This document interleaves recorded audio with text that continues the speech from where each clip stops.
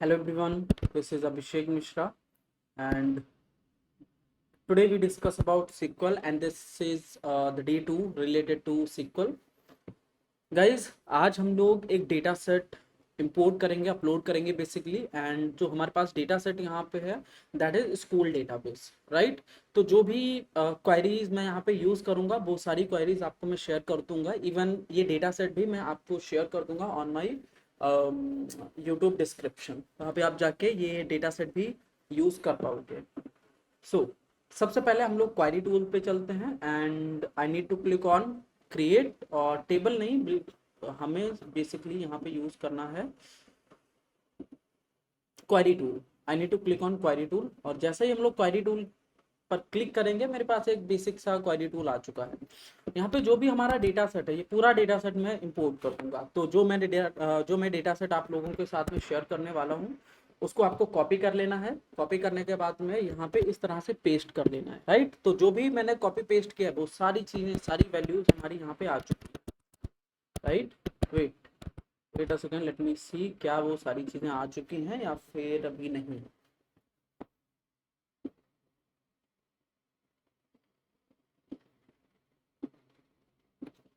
No guys, मुझे दोबारा से पूरा डेटा सेट सही से अपलोड करना पड़ेगा, राइट। ओके, तो सब कुछ मैंने कॉपी किया एंड इरेज कर दिया, राइट। नाउ अभी हमारे पास पूरा डेटा सेट है एंड इसमें हम लोग 10 टेबल्स को इंपोर्ट कर रहे हैं, राइट। तो सबसे पहले हमने 10 टेबल्स को यहाँ पे क्रिएट किया है। Staff, school, subject, class, address, student ID, parents, student class, student parents, ये सारी टेबल्स को, राइट। और उसके बाद में उन सारी टेबल्स में मैंने डेटा सेट भी अपलोड किया हुआ है। तो मैं सब कुछ सिलेक्ट ऑल करूंगा एंड रन कर दूंगा। It will take few seconds, basically it takes only 185 milliseconds and जितना भी डेटा सेट था सारा हमारा अपलोड हो चुका है ऑन दिस डेटाबेस, और जिसका नाम था यूट्यूब डेटाबेस, राइट। अब जैसे मैं यहाँ पे राइट क्लिक करूंगा और राइट क्लिक करने के बाद मैं रिफ्रेश करूंगा, so I will get total 11 tables available in this data set. See कौन कौन सी टेबल है हमारे पास में? We have this address table, then we have this class table, after that we have this movies, parents, school, staff, staff salary, staff classes, sorry student classes, student parent, students and subject. ये हमारी tables यहाँ पे हैं, right. क्योंकि इसको बस select करके आपको रन कर देना, you will get all those data set. अब नेक्स्ट हम लोग यहाँ पे क्या करने वाले हैं? नेक्स्ट मैं कुछ क्वेरीज यहाँ पे लिखूंगा। सबसे पहले तो हम लोग एक नया क्वेरी टूल बना लेते हैं and in this query tool what I am going to do, मैं यहाँ पे ये लाइक बेसिकली सारी टेबल्स को मैं चेक करूंगा, right. Select star from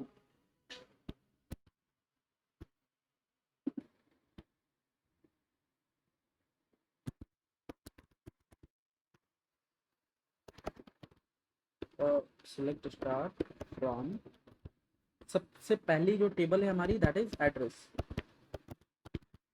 right.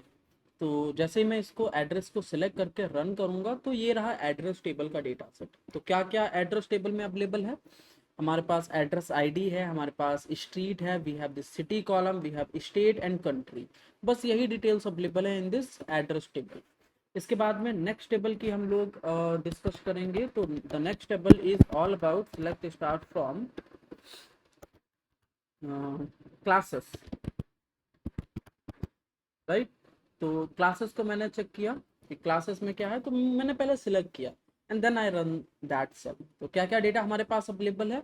हमारे पास है क्लास आईडी, उसके बाद में हमारे पास क्लास नेम है, subject ID and teacher ID है, राइट।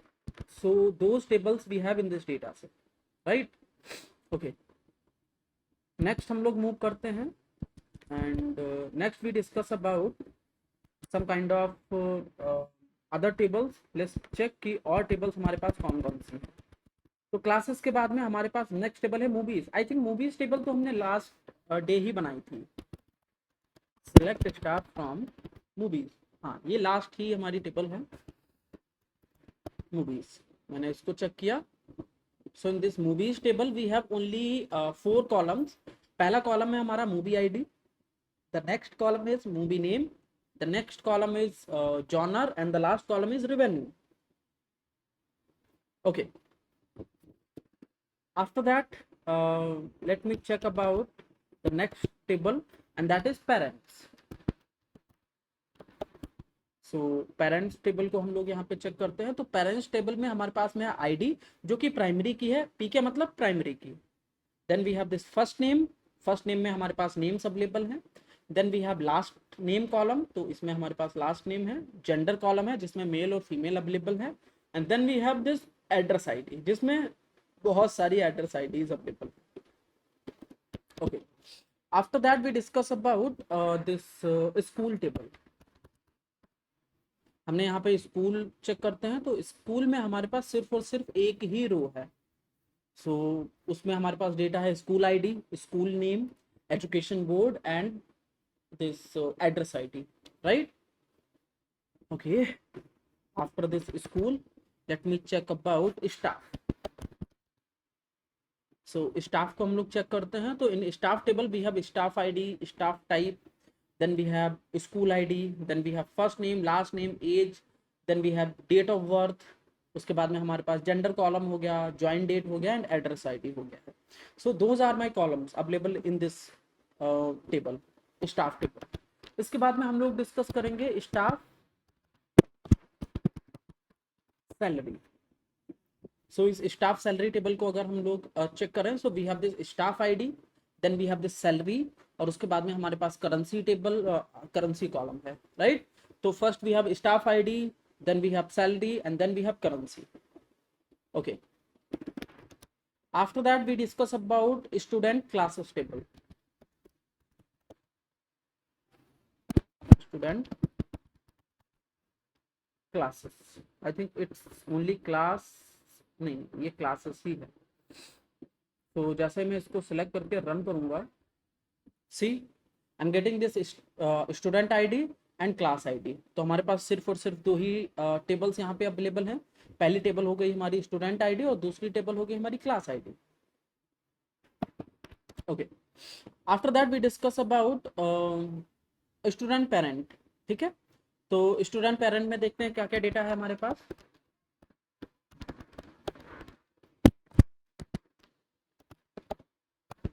स्टूडेंट पेरेंट्स, जैसे ही इसको मैं एग्जीक्यूट करूं, इट्स पेरेंट नॉट पेरेंट्स। तो यहाँ पे हमारे पास है student ID and parent ID, right? तो हमारे पास एक टेबल है जिसका नाम है स्टूडेंट आईडी और दूसरी टेबल है और उसका नाम है हमारे पास पेरेंट आईडी। ठीक है, इसके बाद में एक और टेबल है हमारे पास में, the name is students. Students, उसको हमने एग्जीक्यूट किया यहाँ पे। तो यहाँ पे हमें मिल रहा है ID column, first name, last name, gender, then we have this age column, और उसके बाद में हमारे पास में है डेट ऑफ बर्थ, राइट? ये हो गया हमारा स्टूडेंट टेबल के बारे में। इसके बाद में हम लोग डिस्कस कर लेते हैं अबाउट सब्जेक्ट्स। और सब्जेक्ट कॉलम को मैंने यहाँ पे एग्जीक्यूट किया। So we have this subject ID and subject name. तो ये दो कॉलम्स हो गए हमारे पास सब्जेक्ट टेबल के।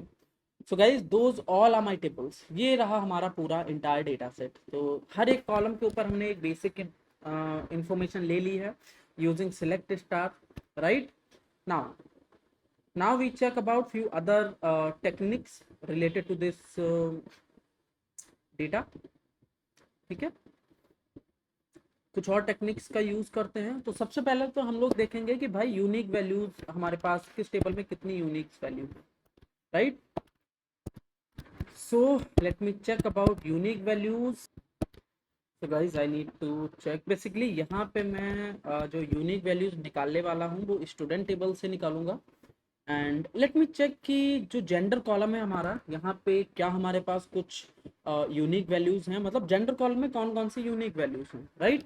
सो we can use select distinct. हमें यहाँ पे डिस्टिंक्ट लगाना पड़ेगा, right? So we have a function called distinct, और डिस्टिंक्ट हम लोग किस पे लगाएंगे? We want to mention this distinct on this gender column, gender, and then we can use from this student table, right? So when I execute this cell, see सो हमारे पास सिर्फ और सिर्फ दो ही डिस्टिंक्ट वैल्यूज हैं। पहला हो गया हमारे पास फीमेल एंड दूसरा हो गया हमारे पास male. So we have only two values available in this gender column, right? So using this distinct function, we can easily find the unique values available in my table, right? Okay. Then okay, let me check few other things. हमारे पास एक table है with the name of address, right? In this address table, I want to check कि हमारे पास कौन कौन से cities हैं, right? और let me check about countries. I want to check कि कौन कौन से हमारे पास unique countries available. So here I need to mention country and table we need to change, and here I need to use the table and that is address, and then when I select this I will get only United States. Why? क्योंकि पूरी table में हमारे पास सिर्फ और सिर्फ एक ही United state data है और कुछ नहीं है। Let me check about city. ठीक है, हम लोग यहाँ पे सिटी देखते हैं। सो सिटी को हम लोग यहाँ पे एग्जीक्यूट करते हैं। Those are my unique cities, ये रही हमारी यूनिक सिटीज। मैं स्टेट को यहाँ पे देख लेता हूँ। So those are my states, unique states available in this data set, right? So using this distinct function, we can find the unique values available in this data set, entire data set. हम लोग unique values निकाल सकते हैं using this distinct function. Okay. इसके बाद में guys we will check about null values. हम लोग यहाँ पे null values देखेंगे कि हमारे डेटा सेट में कौन कौन सी null values हैं, क्या किसी भी रो में हमारे पास null values है या नहीं है। सो सिलेक्ट स्टार फ्रॉम एड्रेस, इसका मतलब ये है कि मैं सब कुछ देखना चाहता हूँ। I want to check the rows, all the rows and all the columns. अब इसके बाद में आई विल यूज वेयर कोई भी column street is null, right? So when I use this where street is null, इसका मतलब ये है कि मैं पूरे डेटा, इंटायर डेटा सेट में देखना चाहता हूँ वो डेटा जहां पे स्ट्रीट कॉलम हमारा नल हो, जो कि कहीं पे नहीं है, right? We are getting all those columns but we are not getting any row. This simply shows कि हमारे पूरे डेटा सेट में इस कॉलम के अंदर कोई भी नल वैल्यू नहीं है, right? Okay, so guys after that ये तो हो गया हमारा नल वैल्यूज के लिए। इसी तरह से हम लोग और भी कॉलम्स के लिए चेक कर सकते हैं नल वैल्यूज, राइट? सपोज मुझे कंट्री पे चेक करना है कि do we have any null values in country. So I put this country is null, और जैसे मैंने यहाँ पे एग्जीक्यूट किया, so see I am not getting anything. हमारे पास सिर्फ एड्रेस आईडी है, स्ट्रीट है, city, state and country, right? Okay, then next we discuss about order by clause. अब हम लोग ऑर्डर बाई यहाँ पे इम्प्लीमेंट करेंगे। इट मीन्स कि बेसिकली ऑर्डर बाई मतलब ये है कि हम लोग एक डेटा सेट में किसी भी एक कॉलम के बेस पे असेंडिंग या डिसेंडिंग करना चाहते हैं। ठीक है, select star from students, right?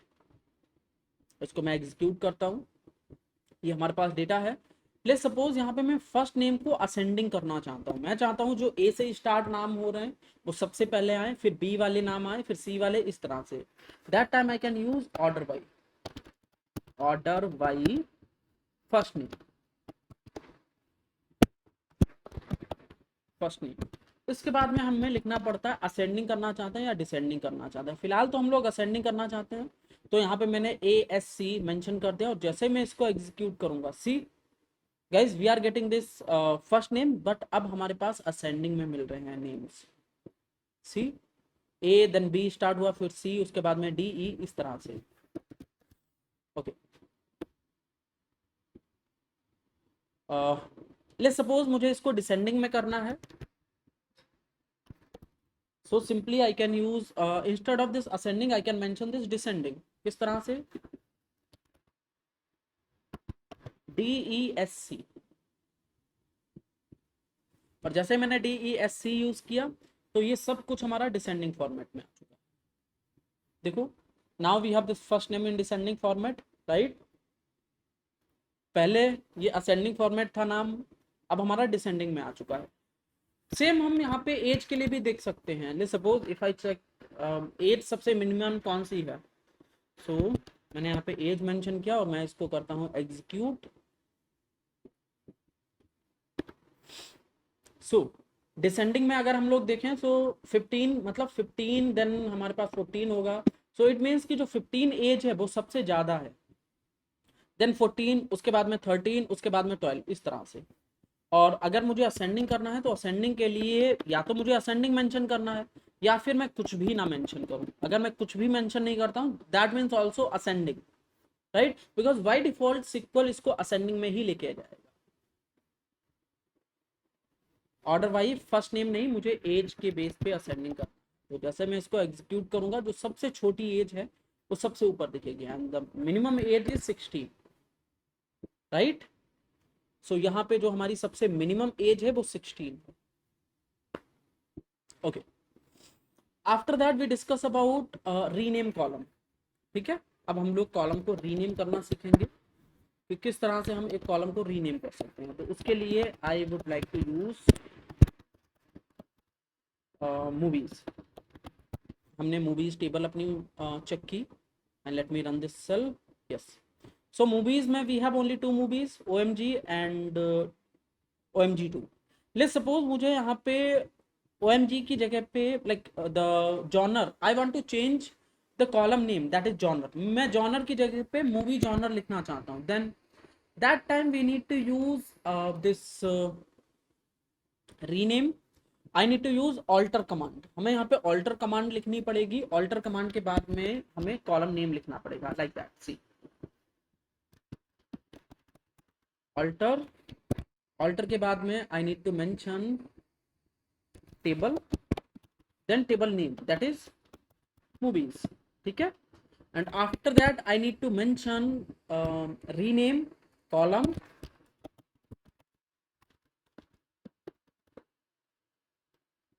rename column genre।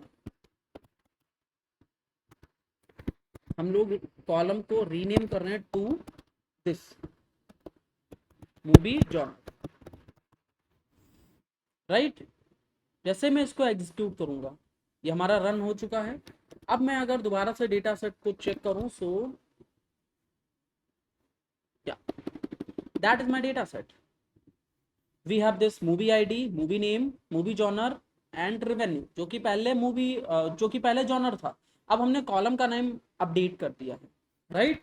So guys if we want to update the column name तो यस, इस तरह से हम लोग कॉलम नेम्स को अपडेट कर सकते हैं इजिली। ठीक है, okay, once we complete this rename column, इसके बाद में हम लोग यूज करेंगे some kind of and or operators. ठीक है, कुछ हम लोग एंड और ऑपरेटर्स को देख लेते हैं, and those are some logical operators. ठीक है, select start from staff salary. So here I want to make a filter कि मुझे वो डेटा चाहिए जिनकी सैलरीज 10,000 से ऊपर हो और करेंसी USD में हो। सो इट मीन्स कि I want to implement a and operator, right. कैसे करेंगे, look,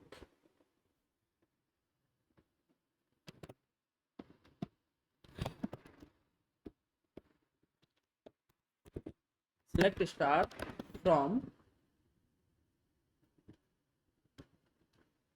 start from staff salary where salary is greater than 10,000 and currency is equals to this USD। ठीक है, एंड गाइज मैंने and operator लगाया, तो and operator में condition हमारी तभी ट्रू होगी जब दोनों कंडीशंस हमारी ट्रू में जाती हैं, राइट। मतलब ये सैलरी भी हमारी 10,000 से ज़्यादा और करेंसी भी हमारी USD में ही हो, तभी वो रो प्रिंट होगी। सो यू विल गेट, क्योंकि करेंसी हर जगह USD ही है, तो आपको वो डेटा मिलेगा जो 10,000 से ज़्यादा है। इवन इसके बाद में आप ऑर्डर बाई भी लगा सकते हो, ऑर्डर बाई सैलरी, मतलब अब मुझे सबसे छोटी सैलरी सबसे पहले मिलने वाली है। सी 11,000, 12, 13 और 14 और 15 इस तरह से मिलेगा, क्योंकि मैक्सिमम सैलरी हमारी 15,000 है। अगर मैं जानना चाहता हूँ मैक्सिमम सैलरी हमारी क्या है, so I can use order by salary and descending. मैंने यहाँ पे डिसेंडिंग चेक किया, सो यस ये हमारी सैलरी हो चुकी है descending format, right. So guys, this is all about and or operator, ठीक है। And after that we discuss about limit clause. अब हम लोग लिमिट क्लॉज का यूज करने वाले हैं। लिमिट क्लॉज काफी इंटरेस्टिंग होने वाला है, क्यों, सी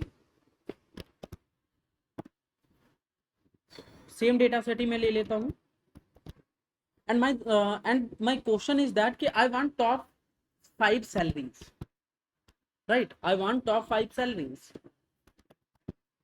सो हमें क्या लिखना पड़ेगा, select start from salaries, and यहाँ पे मैं डिसेंडिंग कर दूंगा सिंपली। ये हमारी सैलरीज हो गई और यहाँ पे मुझे डिसेंडिंग करना है, so I will use order by descending, order by salary,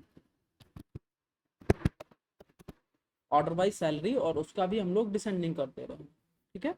मैंने इसको एग्जीक्यूट किया, तो yes those are my data, और मुझे चाहिए टॉप 5, तो टॉप 5 के लिए हम लोग क्या करेंगे, वी यूज लिमिट 5।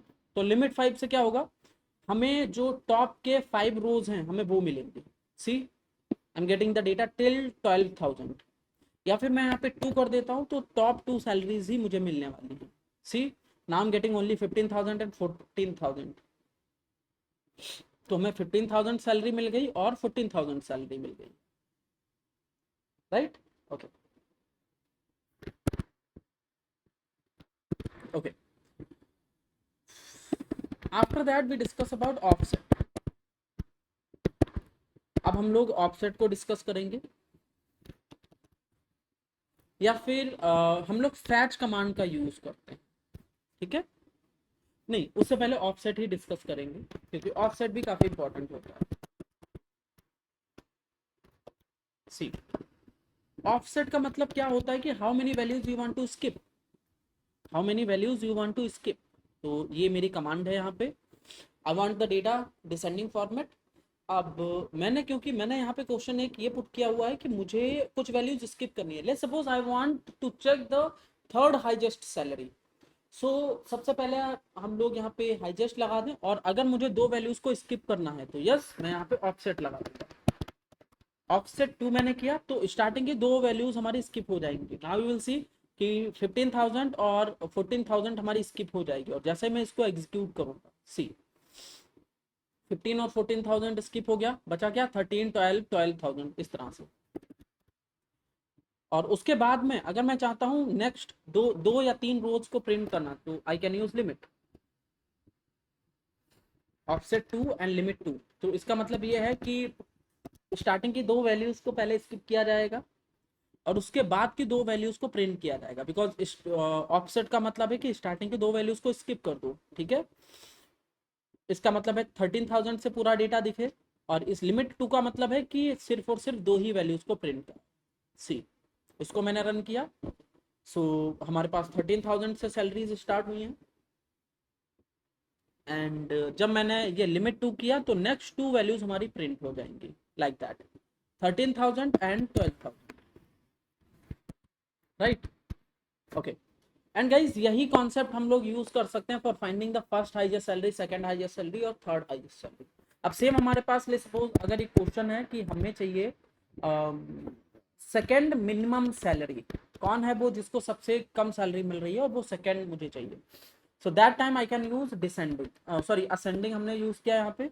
तो अब मिनिमम सैलरीज हमें मिल जाएंगी और मुझे चाहिए सेकंड, सो यहाँ पे ऑफसेट हम लोग कर देंगे 1, क्योंकि मुझे पहला बंदा स्किप करना है, और उसके बाद में सिर्फ एक ही वैल्यू प्रिंट करानी है। So I will get only 3,000। तो एक कोई ऐसा है जिसको 3,000 डॉलर की सैलरी मिल रही है, तो ये हमारा सेकेंड मिनिमम सैलरी है हमारी इंटायर डेटा सेट की, right. So guys this was all about your offset and limit clause, ठीक है। अब पूरा जो भी आज का क्लास कंटेंट है इसको मैं एक बार रिकैप कर देता हूँ। तो गाइज सबसे पहले तो हमने डेटा सेट को इंपोर्ट किया है, एंड गाइज डोंट वरी, ये डेटा सेट मैं आप लोगों के लिए यूट्यूब के डिस्क्रिप्शन में डाल दूंगा। So those are your tables, सारी टेबल्स हमने यहाँ पे इंपोर्ट लाइक चेक करी हैं। उसके बाद में हमने चेक किया है यूनिक वैल्यूज। तो यूनिक वैल्यूज को हम लोग चेक कर सकते हैं यूजिंग दिस डिस्टिंक्ट कमांड। जैसे मैंने डिस्टिंक्ट डाला और उसके अंदर मैंने डाल दिया कॉलम नेम, तो उस कॉलम में जो भी यूनिक वैल्यूज हैं हमें वो दिख जाएंगे। सेम हमने कंट्री के साथ में किया है। उसके बाद में हमें चेक करना था नल वैल्यूज। तो नल वैल्यूज के लिए हमने यहाँ पे where the column name is null, जहाँ पे कॉलम हमारा नल हो वो वैल्यूज प्रिंट करा दो, जो कि हमारे पास नल वैल्यूज नहीं थी, इसीलिए हमारे पास कोई भी वैल्यू नहीं आएगी है। बट डोंट वरी गाइज, जब हमारे पास डेटा सेट में कुछ नल वैल्यूज होंगी definitely I will show you that thing. ठीक है, फिलहाल कमांड हम लोग यही यूज करेंगे। देन ऑर्डर बाई किस तरह से काम आता है असेंडिंग या डिसेंडिंग के लिए, तो मैंने यहाँ पे मेंशन किया हुआ है select star from student order wise first name ascending. इसका मतलब है कि मैं फर्स्ट नेम को असेंडिंग में प्रिंट करना चाहता हूँ। जैसे मैंने इसको एग्जीक्यूट किया, आई am getting the first name is in ascending format. यहाँ पे हम लोग डिसेंडिंग फॉर्मेट में वैल्यूज को प्रिंट करेंगे, तो ये हमारी डिसेंडिंग हो गई है, राइट। और अगर मैंने असेंडिंग या डिसेंडिंग कुछ भी मेंशन नहीं किया तो भी by default he ascending he values देगा। इसके बाद में अगर मुझे कॉलम को रीनेम करना है that time I can use alter command, alter table then table name, उसके बाद में रीनेम कॉलम, फिर हमें कॉलम नेम डालना होता है और किस कॉलम से हम रिप्लेस करना चाहते हैं हमें वो मेंशन करना है।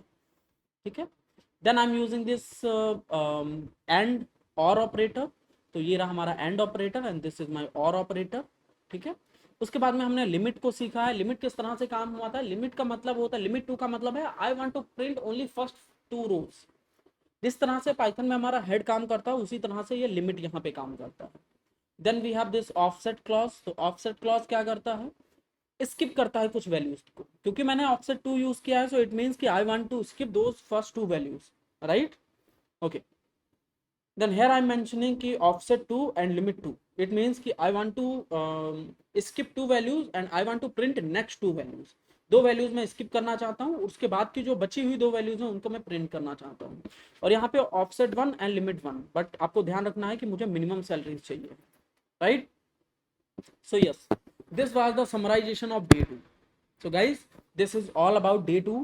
In the next class we discuss about few other techniques related to SQL like group by and उसके ऊपर having clause लगा के देखेंगे। ठीक है, and अगर हमारे पास टाइम हुआ then definitely we discuss about joint self-fill in the next class, right? So guys, this is all about today. If you like this content, so you can subscribe this channel. So that's it for today. See you in the next class. Till then, bye bye, take care everyone.